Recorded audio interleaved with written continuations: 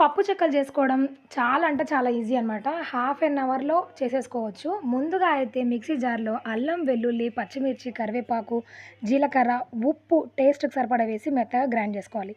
ఇప్పుడు 2 గ్లాసుల బియ్యపిండి, దాంట్లో కొంచెం కొత్తిమీర తరుగు అండ్ వేయించుకున్న పల్లీలు, నానబెట్టి పక్కన పెట్టుకున్న శనగపప్పు, దాంతో పాటు మనం గ్రైండ్ చేసి పెట్టుకున్న పచ్చిమిర్చి పేస్ట్ అనమాట.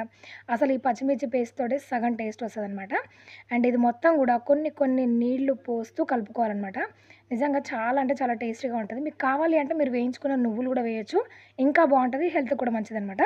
అండ్ దీనికి నీళ్ళు చాలా తక్కువ పడతాయి. గట్టిగా కలుపుకుంటేనే పప్పు చెక్కలు క్రిస్పీగా వస్తాయి. లేదంటే మనకి పూరీల్లాగా వస్తాయనమాట. అండ్ మిగతా మిక్సీలో ఉన్న ఈ కార పేస్ట్‌ని గూడా కొన్ని నీళ్లు పోసేసి కలిపేసుకున్నాననమాట. చూడండి వీడియోలో చూపిస్తున్నట్టుగా ఇట్లా గట్టిగా కలుపుకోవాలి. చపాతీ ముద్ద కంటే కూడా ఇంకొంచెం గట్టిగానే ఉండాలి. అండ్ ఈక్వల్‌గా చిన్న చిన్న బాల్స్ అన్నీ చేసి పక్కన పెట్టుకొని, ఈ పూరి ప్రెస్‌లో ఇలా ఒత్తేసుకోవాలనమాట అప్పాల్లాగా. నేనైతే ఇట్లా కొంచెం ఆయిల్ అప్లై చేసి దాన్ని ప్రెస్ చేసి వేడి వేడి నూనెలో వేయాలి. అండ్ ఆయిల్ మరీ ఆహ్, వేడిగా ఉండకుండా కొంచెం గోరువెచ్చగా ఉన్నప్పుడే వేసుకుంటే లోపలి వరకు వేగి క్రిస్పీగా తయారవుతాయి.